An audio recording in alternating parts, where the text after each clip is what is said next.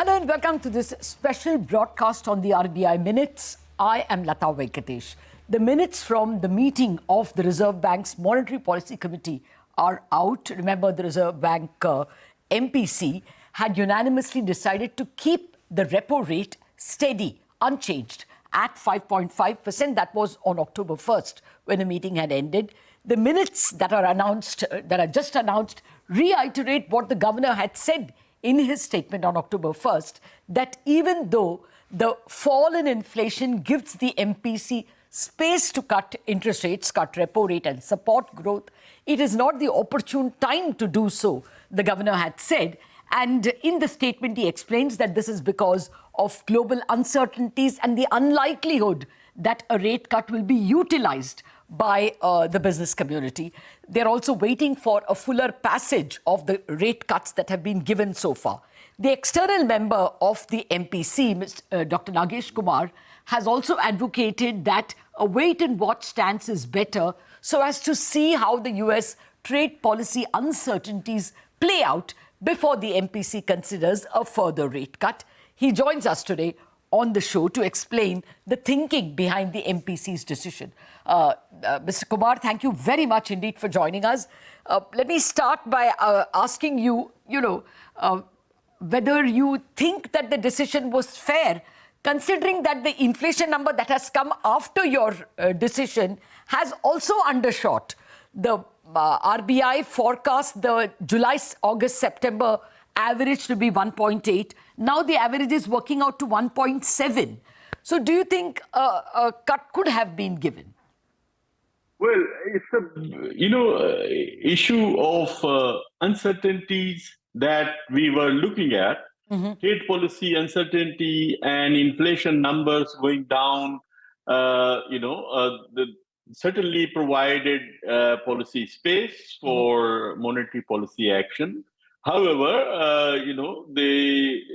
all of us felt that transmission of the heavy dose of repo rate cuts in the past is still happening. Okay. And we wanted to wait for that to be fully transmitted before we consider and look at other options and other actions. Okay. And the uncertainties, how they are being resolved, how much of impact or incidence on growth and investments there is going to be.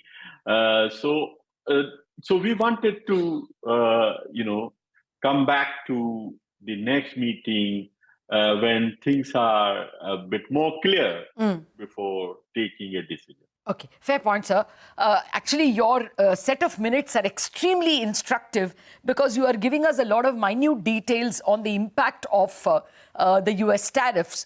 You point out that although India's merchandise trade is only 20% exposed to the US, the labor-intensive exports are exposed to the extent of 33%.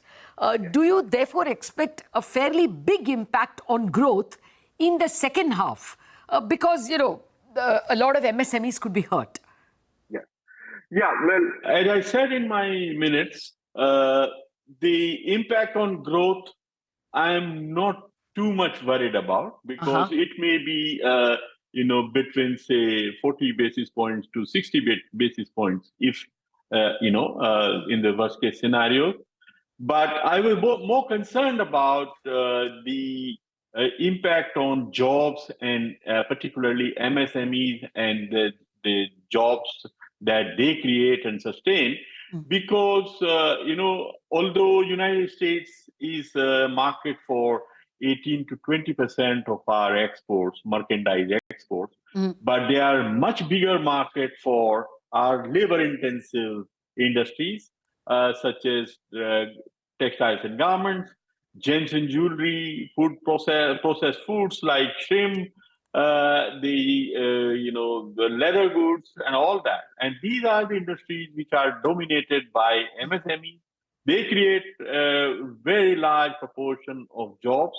Actually, the labor-intensive industries account for 40% of total manufacturing jobs in India. So if 33% of their market are in United States, and that is affected. So there is a prospect of some impact on the MSMEs and jobs, but it's not that no action will be taken to take care of or address this. Okay. So I have also talked in my statement that we need to find alternate markets for these exports, which will be possibly affected. One is the exploitation of the domestic market fully, and for that, government's reforms on GST side, the GST 2.0 should help. Is helpful, and early indications suggest that boost to demand is showing up. The other is to find other export markets, diversification of export market, and in that context, the India EFTA, European Free Trade Association EFTA, which became effective from 1st October, is helpful.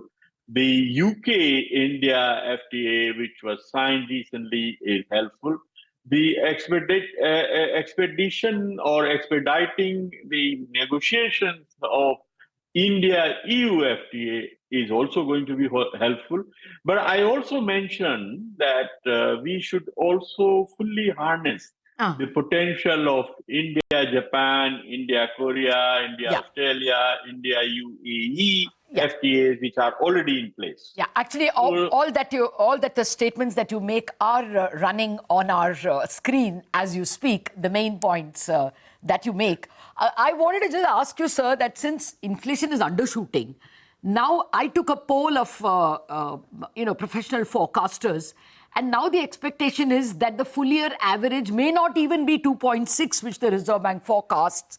But after looking at the more recent numbers, it will probably be 2.3 or 2.2. That's the average I'm getting from about 10 economists. It is possible. It is possible. As well, the year-ahead inflation, which Reserve Bank forecast, they brought it down from 4.9 to 4.5. Now chances are it will be 4. So do you think the space opens up for more than just 125 basis point cut? Because inflation is really benign and WPI is at 0.13. I mean, there's hardly any core inflation impulse from the rest of Asia, and you will know that better as a trade expert. So do you think there is space for more than one cut? Well, it is something which we have to see going forward, but certainly this kind of very benign inflation outlook, and all the surveys are indicating that inflationary expectations are very well anchored. So this certainly opens up space for monetary policy action. And so this is the call we have to take when we meet next in December, and going forward, all the numbers, not only of inflation, which are going in the right direction in the sense that they are opening up policy space, but how much of impact the growth side is facing, or challenge growth side is facing, and how much support we need to give from the policy action. So this is something which will be certainly debated in the next committee. A final question, sir. Do you think the Reserve Bank was too hasty in going to an accommodative stance? There are some in the market who believe that the transmission through the bond market got stymied, got stopped, because this expectation channel was taken away because of the change in stance. You have actually even spoken about it. That's why I'm asking you. It would have been a better idea to retain it at accommodative? Well, I and another external member did feel that at this point we could possibly change the stance to accommodative, which will be reassuring to the markets that the Monetary Policy Committee or policy action, supportive policy action will be there if there is a need. However, I mean, there was, the consensus was not there, Okay. but these are things which are evolving constantly. Okay. Okay. So I hope next time around when we meet, we have seen greater clarity of the numbers and trends, and maybe there will be a greater coherence between all the members on this issue. Yeah. In any case, the stance is something which is not voted upon. Yes. It is an individual view, Yes. and I think next meeting will have more clarity on all the different dimensions of growth versus inflation or growth inflation dynamics, Okay. and how much of action is needed. So we'll consider all of that. Okay, okay. So we're just out of time, but very briefly, do you think there is a major disinflation in Asia which may continue to impact disinflation in India? Yeah, I mean, Chinese related. Sorry? Chinese dumping related. No, I think some of it, of course, will be linked with the dumping of cheap goods. But on the other hand, I think the supply side is opening up, helping because of the good monsoon. The GST reforms are helping to bring down prices, and some bit of sluggish demand in urban consumption probably is also behind. So it's a combination of several factors rather than one. Okay, fair enough, sir. I was just swept away by the WPI falling so much. Thank you very much, Mr. Kumar, for joining us and helping us understand the arguments behind the MPC's action. We hope we will have an occasion to speak with you before the next meeting. Well, that's the word coming in from one important external member of the MPC. We have to take a quick break, but don't go anywhere. We have a couple of market participants, experts joining us, Axis Mutual Fund's Devang Shah and Abhishek Upadhyay of ICICI Securities PD, to give us their view of the minutes. Back in a minute.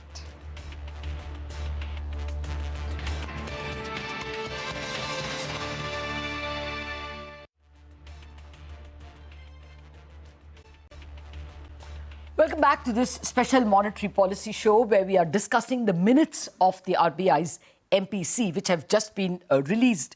The overall or the single theme that the minutes exude is that there is space to cut, but perhaps it will be wasted in October itself. It would be good to wait because there's too much of uncertainty and therefore a rate cut may not be used well. That seems to be one of the main themes emerging from at least the RBI members and even the external members.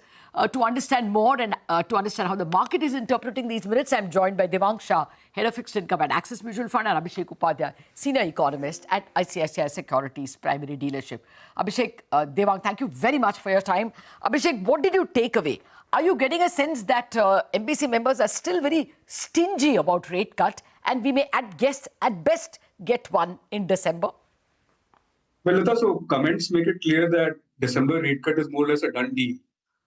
There is clear mention that there is policy space and members are only waiting for the monetary policy transmission to take place and for some clarity about global developments. If at all, the data which is being made available after the meeting was held, including on inflation, which was in line with market expectations, but details indicate and high-frequency data for the current month, if you look at that, indicate that for October-December period, inflation could be tracking 1% versus 1.8% predicted by RBI, so sharply lower. Also on the growth front, globally, the eruption of US-China trade conflict has meant downside risks to growth stemming from the global side have also increased. So quite likely that December is more or less a done deal. But issue is market is already pricing in a full rate cut. The swap market is already fully pricing in a December rate cut. Issue is whether there will be more easing. On that, there is less clarity from these minutes. There are some comments coming from external member Saugata Bhattacharya, who's pointing to next year inflation profile which is around 4.5%, which will be a sign that maybe scope for deep cuts is not there if other members also start making similar arguments. Okay. Devang, what have you taken away from the minutes as a bond dealer? So, Lata, I agree with Abhishek. Largely, 25 basis in December is a done deal, because the minutes and all the policy members have actually put across very clearly that they have passed the October policy just because they wanted to see the impact of GST and get more clarity on the tariff rate. Our perspective is that the swap curve is pricing 25 basis completely, but the bond markets might lead to around 5-10 basis of other additional rally if the 25 basis rally rate cut gets delivered in December. Okay. I think the communication will be much more important, and if the tariff uncertainty continues, and I think at this point of time there is no clarity that whether it is 25% or if this 50% continues for long. If this tariff uncertainty continues, I think the communication would continue to remain dovish, which then markets might price in another 25 basis rate cut in February, which can lead to additional rally in our bond markets. But at this point of time, I think today we are already, bond markets have drifted lower over the last 10-15 days. In fact, the 30-year bond yields are from its peak 30 basis lower. Ooh. So our view is that into the policy, we might see a 635 on 10-year, which is 7-8 basis from current levels. Very high possibility. Oh, okay. Abhishek, are you, getting a sense, or can one argue that the inflation number is likely to be, as you pointed out, far lower than the Reserve Bank's lowered forecast of 2.6? I mean, they may be forced to come to terms with probably a 2.2 for the current year. And even the forward estimate that they are giving of 4.5 may have to be brought down closer to 4. So, is there a door opening for more than one cut? Can you sense any of that at all in the minutes of more than one? Or are the minutes looking a little more hawkish? Will the market look at it as hawkish? No, I don't think minutes are hawkish. For me, the reason why the monetary policy decision was dovish and the latest minutes are also consistent with that is that the committee didn't underplay the disinflation which is coming from the food side and from GST-related changes. Normally, these drivers of inflation are typically will not lead to easier monetary policy, right? Because next year inflation could be high for the same reasons. Yes. But there is no emphasis on these potentially one-off disinflationary forces, which is a sign that maybe committees is looking to leverage these favorable inflation optics to address any growth concerns. Okay. For me, the scope for cut after the next meeting in December should be heavily contingent on whether these higher tariff levies stick or not. If they don't and tariff levels normalize to rest of Asia levels, and if inflation is still lower but because of these drivers, then I would still think RBI would be well advised to take a more cautious approach and basically not cut further. So you mean any rate action should depend on the growth worries and not be inflation driven? Is that what you're saying? I think the best way monetary policy can support growth in this cycle is by keeping these rates for longer. Delivering that one extra cut led by which is triggered by soft food inflation or tax cut induced impact. I don't think that would be very wise tactically. As we saw earlier also during rate hikes also, RBI didn't go full hog and hike to the full extent. They stopped a little early, and that allowed them to basically deliver easier policy settings basically over a long time frame. So my sense is Feb or April rate cut will depend on growth-related concerns rather than inflation-related basically tailwind, which is a trigger for maybe a December rate cut for sure. Okay. Just a final question, Devang. No joy for a trader, right?